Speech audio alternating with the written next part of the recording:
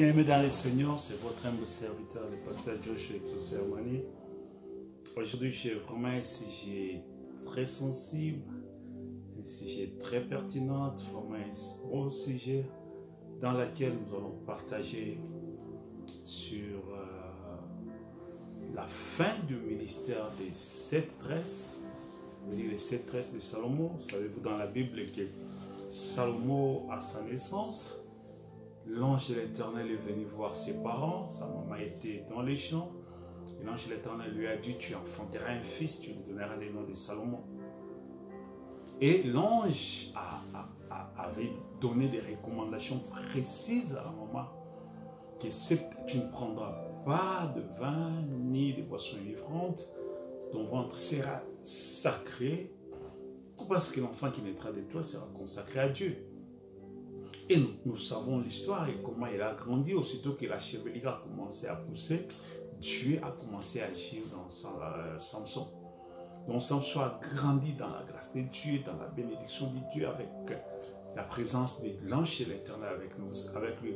Vous savez que c'était dans la période où les enfants d'Israël traversaient des temps difficiles, car ils étaient sous l'esclavagisme. C'est comme l'esclavagisme que nous avons connu en Afrique. Donc il y avait un peuple, les Philistins, qui dominaient sur eux.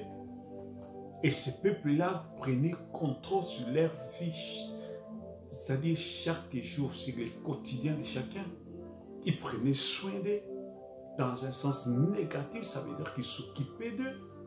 Ils les punissaient, ils les maltraitaient, ils les tuaient, faisaient tout ce qu'ils voulaient. Vous pouvez violer les filles, vous pouvez faire n'importe quoi. Et Dieu, c'était aussi à cause parce que les enfants d'Israël avaient désobéi à Dieu. Et c'est comme ça que cette situation est arrivée. Dieu a suscité, les enfants d'Israël ont crié à Dieu, Dieu a suscité un sauveur. Dieu a suscité un sauveur. Il va envoyer un Messie. Le Messie veut dire sauveur, le roi de Dieu, les sauveurs, du nom de Samson. Comme je viens d'expliquer que c'est dans de Samson, aussitôt que l'onction de Dieu et la chevelure a commencé à pousser, l'onction de Dieu a commencé à agir avec lui. Et vous allez voir que c'est en grandissant que l'onction de Dieu a commencé à agir puissamment. Parce que la Bible dit qu'il était consacré à Dieu depuis sa naissance, de le ventre de sa maman, jusqu'à sa mort, jusqu'à ce qu'il quittera la terre. Ça veut dire que Dieu ne pouvait jamais l'abandonner. Même quand on l'avait coupé la chevelure, Dieu ne l'avait pas abandonné. Parce que quand la chevelure a repris, l'onction de Dieu était toujours là. Dieu était toujours avec lui. Mais les œuvres ne se manifestaient pas, mais Dieu était toujours là avec lui. Alors, mais aujourd'hui, je voulais parler particulièrement de Samson dans un autre aspect totalement différent. Peut-être un aspect que vous n'avez jamais écouté. Peut-être un aspect que vous n'avez jamais pensé. Peut-être un aspect que vous avez eu quelques idées sur ça ou quelques pépites de révélation sur la prédication comme Seigneur encore une fois. Mais il y a une profondeur que je vais toucher dans laquelle vous n'avez jamais pensé. Parce qu'ici, je parle de Samson qui typifie des choses. Nous voyons Samson avec 7 tresses sur sa tête. Donc, ici, je vais parler de parallélisme. Donc, de l'église du Seigneur Jésus-Christ sur la terre. Jésus-Christ qui est notre Samson. Mais l'aspect dont nous allons voir aujourd'hui, dans lequel nous allons entrer, sera tellement profond, sera tellement...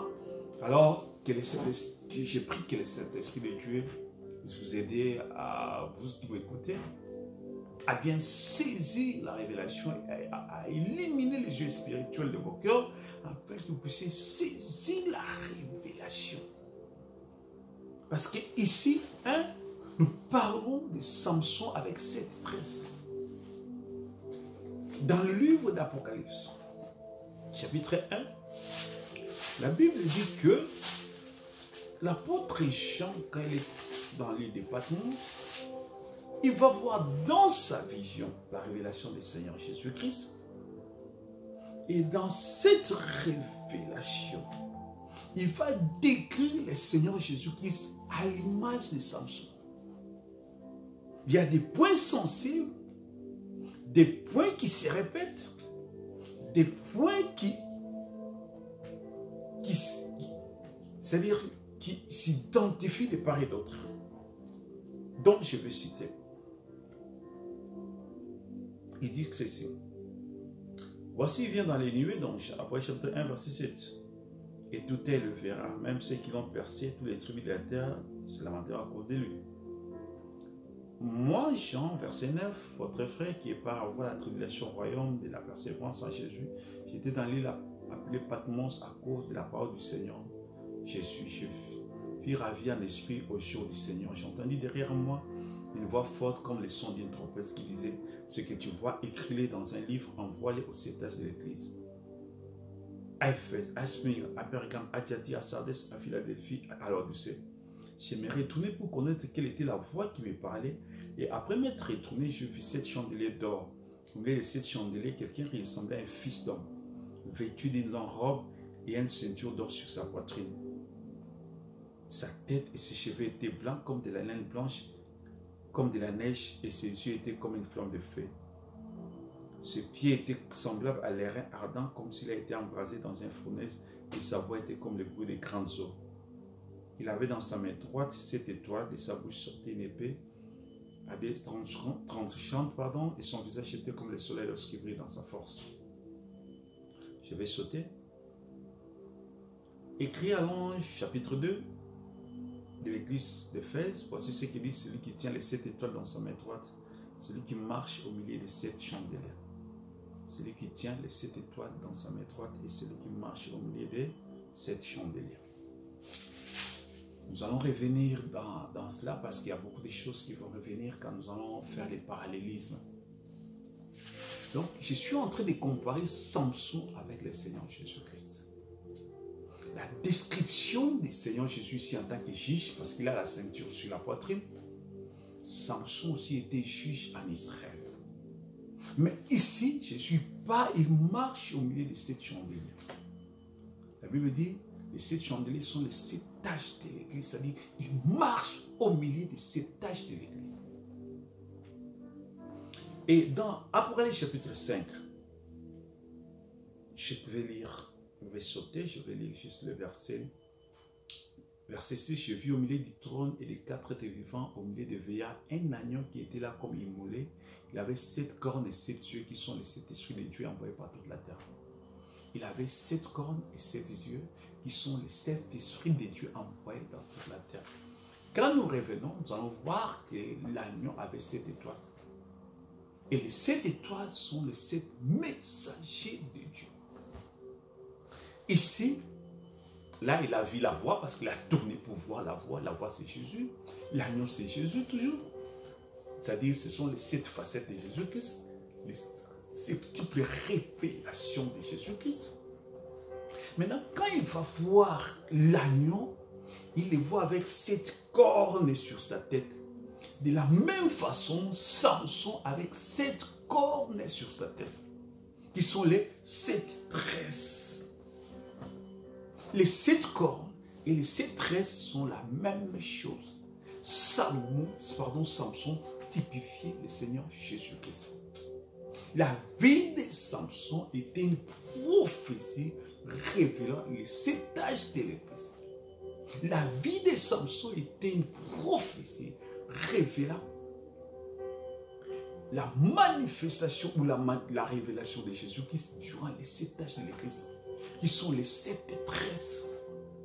Parce que dans chaque tresse ou dans chaque corne, parce que c'était le signe d'alliance, les 7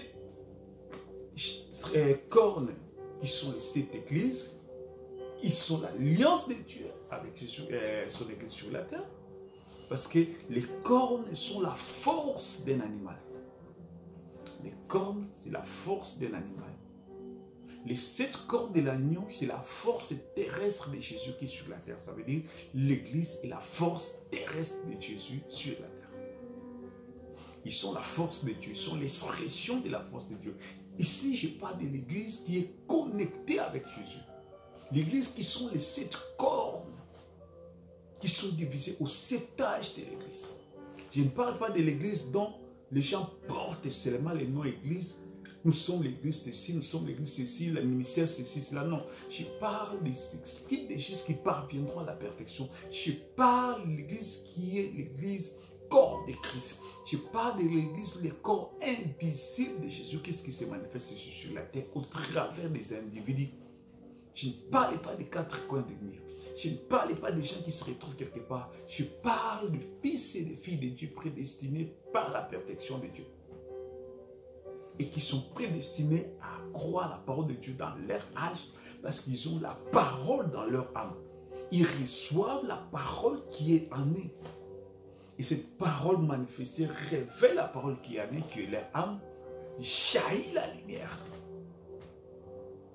Et c'est-à-dire, ce sont des gens prédestinés dans la pensée de Dieu, qui se manifestent dans un âge.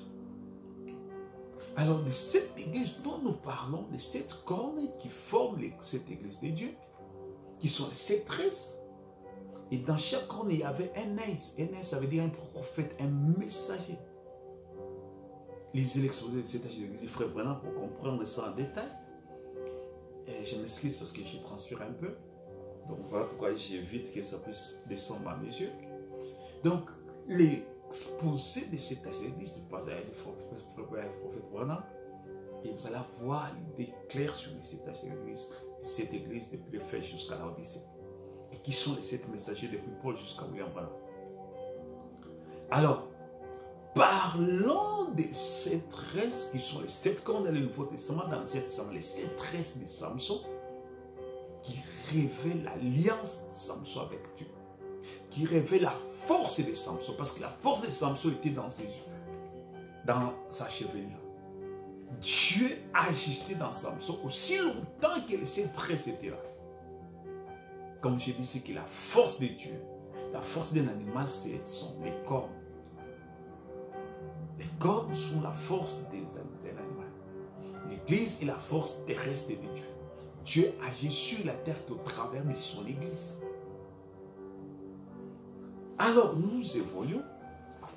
Donc, durant les 7 âges de l'église, Samson, qui est le Seigneur Jésus-Christ, qui a marché en train de combattre, de vaincre, de combattre, de vaincre. C'est-à-dire, l'église de Dieu a traversé des épreuves dures, mais c'était les victoires du Seigneur. Même quand ils étaient persécutés, c'était les victoires du Seigneur. C'était l'étape où ils devaient faire passer leur foi par des tests, des épreuves. Il y a un temps de la persécution. C'était les victoires de Dieu. Parce que le langage de Dieu est différent du langage des hommes. Pour les hommes, ils voient la victoire simplement parce que tu n'es pas mort, parce que tu as... Non, non, non, non. Durant les 7 âges de l'église, la foi victorieuse a évolué d'un âge à un autre âge. Il y a un âge où Dieu a préservé ses enfants qu'ils ne soient pas tués. Il y a eu l'âge où Dieu a permis que la bataille, la victoire finale de la bataille, c'est de mourir dans la foi. C'est d'accepter l'épreuve, la persécution jusqu'au dernier souffle. Et celui qui passait par cette épreuve-là était vainqueur de cet âge, avait la victoire de cet âge. Dans cet âge-là, c'est-à-dire le 2e, le 3e, le 4e âge, qui sont les âges, les 3 âges de la persécution, les 3 âges de la vache, qui est l'animal de sacrifice, où l'église devait passer par des sacrifices suprêmes, la foi suprême, qui s'est révélée par les sacrifices suprêmes. Alors l'église révélait ou manifestait la victoire par la mort, dans la foi. C'était la victoire, c'est-à-dire les vainqueurs de cet âge-là, c'était ceux qui acceptaient de mourir pour Jésus-Christ. Et cet âge-là a évolué, et plus tard, c'était l'âge par la foi, avec l'âge de Luther. Par la foi, il fallait vaincre les œuvres catholiques, il fallait sortir du catholicisme. C'est comme actuellement, nous sommes dans un âge où l'obscurantisme ou l'obscurité a pris une autre forme dénominationnelle. Il faut la foi victorieuse, pour la foi qui est l'échaissement de la lumière, pour vaincre à l'ennemi. Tu vois? C'est-à-dire, la victoire dans cet âge ici, c'est la lumière qui jaillit par ta foi pour éliminer les ténèbres dénominationnelles, les enseignements sataniques, les enseignements de prospérité. Nous verrons toutes ces choses-là. Nous allons voir toutes ces choses-là. Donc, ici, notre Samson, c'est le Seigneur Jésus. Mais nous parlons de la fin du 7e âge de l'Église, qui sont la fin des 7 stress. Samson sera conduit chez Delilah, parce qu'il a fini par aimer Delilah. Vous savez, notre Samson Jésus qui commence avec les 7 tresses depuis le premier âge avec Paul, il termine avec les 7e âge de l'Église avec William Branham. Alors, comme les 7 tresses avaient terminé leur ministère, vous allez voir que Samson a eu affaire avec 3 femmes. La première, c'était la femme vierge. La deuxième, c'était une femme adultère. La troisième, c'était une femme prostituée. Et c'est vers... C'est-à-dire, il s'est marié légalement avec la femme vierge. Après, on a pris sa femme, on l'a donnée à quelqu'un d'autre. Il a pris une autre femme. Et puis, maintenant, il va prendre... Ces 3 femmes typifient l'Église du temps de la fin, dans l'âge de l'Odyssée. Parce que c'est dans l'âge de l'Odyssée que nous voyons, souvenez-vous de la vision du prophète Branham, quand il va voir l'Église, premièrement, ils voient l'Église de la Pentecôte qui est vierge, et puis à la fin, il verra encore l'Église de la Pentecôte qui est vierge, qui monte. Mais au 7e âge de l'Église, il va voir l'Église des États-Unis. L'Église des États-Unis, c'était une femme prostituée. Elle était presque née, c'était Delilah qu'elle avait dit vivre. C'était Delilah que William Branham avait vu. Alors c'est dans cet âge-là qu'il y a eu l'ouverture des sceaux. Oh là c'est profond. Parce que très souvent, nous avons l'aspect de voir ces choses juste dans un aspect négatif. Donc aujourd'hui, je vais toucher ça dans un autre aspect positif. Parce que, pardon, si les 7 tresses étaient l'image de Jésus-Christ, et qu'après que les 7 tresses ont été coupées, maintenant c'est l'âge de la chevelure, qui est l'âge de l'intelligence, qui est l'âge de la nuée de gloire. S'il y a une transition pour passer de l'âge de cette tresse à l'âge de la nuée, ça veut dire la transition ici était aussi l'ombre de l'œuvre de Dieu au temps de la fin. Parce que les yeux de Samson, c'est les prophètes, les derniers prophètes. Parce que quand Samson, après avoir révélé les secrets du cœur, quel a été le secret du cœur de Dieu? Apocalypse chapitre 5. C'est l'ouverture des sceaux. C'est l'ouverture des sceaux. Je vais lire. Dans le livre des juges. Là, je touche quelque chose de tellement profond. De tellement profond. On a toujours vu ça dans un aspect négatif. Delilah, verset 17. Comme elle était chaque jour à la tourmenter, à l'importuner par ses instances, son âme s'impatienta à la mort. Il lui offrit tout son cœur et lui dit. L'Église priait. Les pentecôtistes priaient. Ils voulaient la révélation. Quand Dieu a commencé à révéler le mystère de Dieu, avec le mystère du premier pour le deuxième pour le discernement des esprits, les gens criaient à Dieu. Et Dieu a ouvert son cœur. Mais quand Dieu ouvre son cœur dans l'Église, aux États-Unis, l'Église qui était là sur la terre, c'était Delilah. C'était Delilah. Dieu ouvre son cœur. Il révèle les 7 sceaux. Parce que Frère Branham dit, en 1956, il dit de là que les États-Unis, soit ils vont accepter la révélation de Dieu, soit ils vont rejeter. Et plus tard, il va 58, il va dire qu'ils ont rejeté dans 63, après l'ouverture des sceaux. Ils prêchent chacun cette génération d'avoir crucifié Jésus-Christ, qui la parole, le message. Ils ont qui a crucifié Delilah. Il a crucifié Jésus-Christ, la parole de cette œuvre. Après que Dieu a révélé les secrets de son cœur, il a révélé les 7 sceaux, parce que les 7 sceaux étaient le cœur caché dans le cœur de Dieu. Après chapitre 5, personne ne pouvait lire, personne ne pouvait toucher, Jean pleurait. Alors il a fallu que Christ puisse révéler les mystères. Il révèle les secrets de son cœur. Il les donne à son église. Mais la grande église pentecôtiste qui est là, parce que quand cette soit été prêché, tout le monde a écouté. Aux États-Unis, tout le monde était attentif d'écouter qu'est-ce qui va être prêché.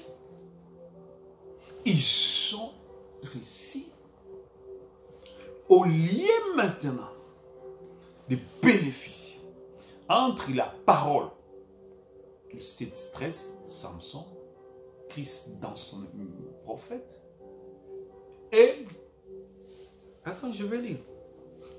Il lui offrit tout son cœur et lui dit, les rasoirs n'ont pas passé sur ma tête parce que je suis consacré à Dieu. Dès le ventre de ma mère, si j'étais rasé, ma force m'abandonnerait. Je deviendrais faible et je serais tout autre homme. Delilah, voyant qu'il avait ouvert tout son cœur, envoya appeler les princes des Philistins, leur fit dire, montez cette fois car il m'a ouvert tout son cœur. Les princes des Philistins montèrent vers elle, apportèrent l'argent dans leurs mains. L'église, au lieu de recevoir les secrets de Dieu, maintenant l'église Delilah, entre les messages du temps de la fin et parce que les Philistins s'y typifient les prédicateurs pentecôtistes qui ont les salaires. Le message c'est donner, apporter l'argent, apporter plus l'argent à l'église, apporter l'argent, apporter l'argent.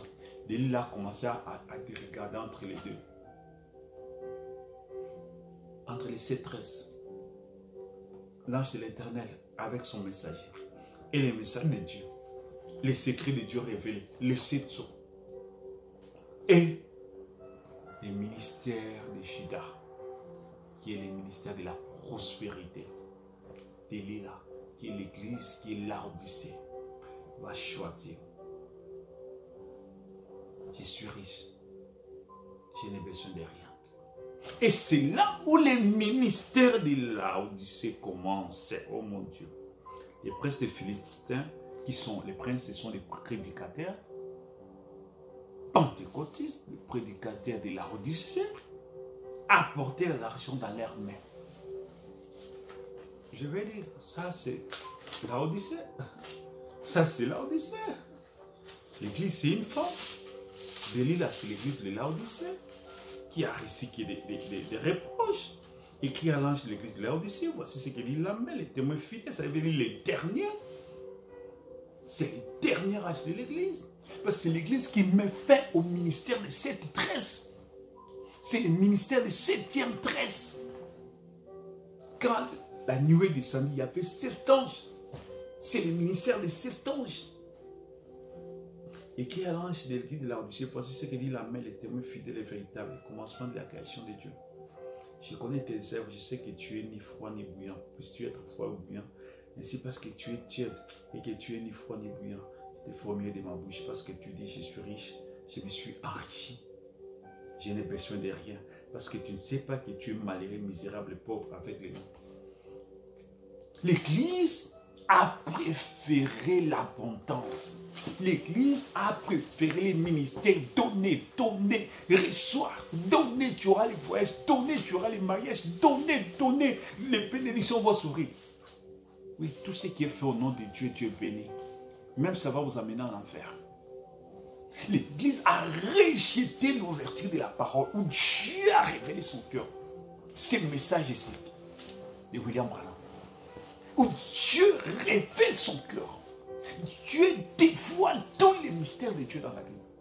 L'Église rejette ça catégoriquement et reçoit les princes des Philistins qui sont les prédicateurs de la prospérité qui ont apporté l'argent. Leur message, c'est apporter l'argent. Apporter l'argent à l'église. Apporter l'argent vers la femme. La femme, c'est l'église. Si je ne parle pas d'une femme, non, je parle de la femme qui est l'église. Je ne parle pas de Delilah, une femme comme nous connaissons, non, non, non. Je parle de Delilah, l'église de Laodicée. Parce que la femme typifie l'église.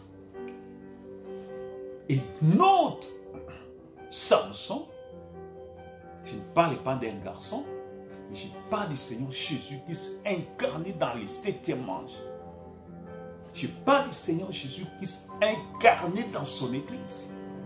Qui vient, il dit, je frappe à la porte, afin que celui qui va ouvrir, qui exerce ses ministères au travers de son messager, qui exerce ses ministères au travers de ses vrais serviteurs de Dieu. Dans cet âge de Laodicée, il vient, il révèle les mystères. Il révèle les 7 sceaux. Il donne la révélation au 7e ange. Le 7e ange interprète la parole. Il dévoile le cœur de Dieu. Il dévoile les secrets de Dieu. Il dévoile les mystères cachés dans les livres de la rédemption, qui est le livre d'Élohim. Et quand il dévoile ces choses, l'Église rejette ça.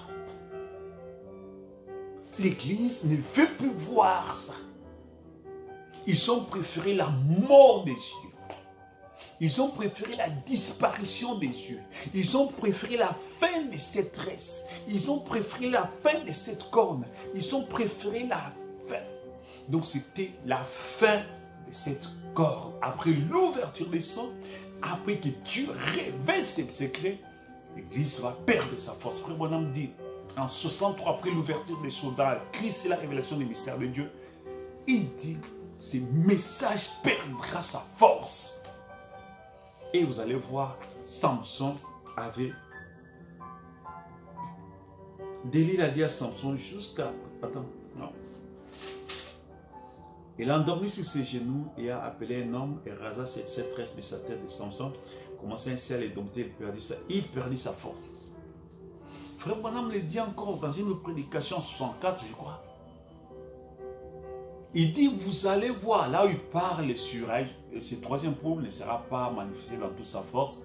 Nous attendons la pression. Quand la pression viendra, c'est à ce moment-là que vous allez le voir.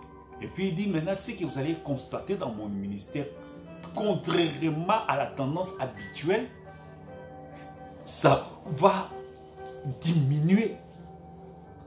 Il y aura une diminution totale. Ça veut dire quoi? Mon ministère va perdre sa force. C'est exactement ce qui s'est fait.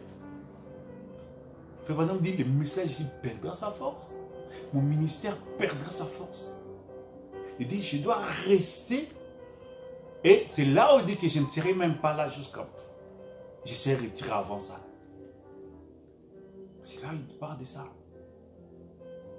J'oublie même, j'ai cherché cette prédication, c'est une des prédications que j'écoute très souvent. C'est là où il explique ça. Il a interprété, le Saint-Esprit répétait ça. Après que Dieu révèle les 7 choses, le message perd sa force. Le messager, son onction diminue.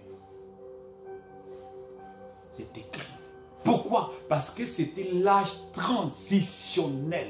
C'était la transition. La fin de cette... Pardon, la fin de cette tresse, la fin de cet âge de l'Église.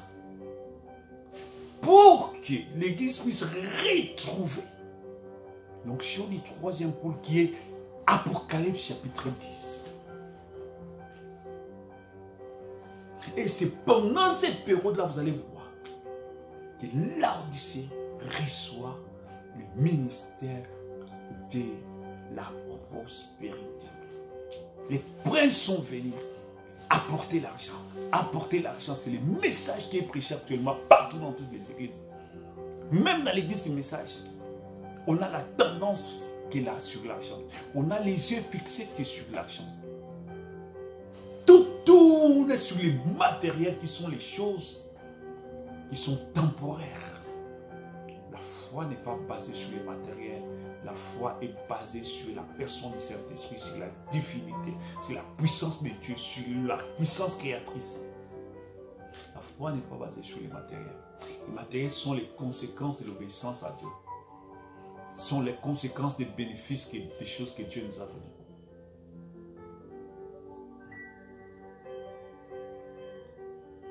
Alors, c'est en ce moment-là que l'église de Laodicée commence à dire, je suis riche, je me suis enrichi, je n'ai besoin de rien.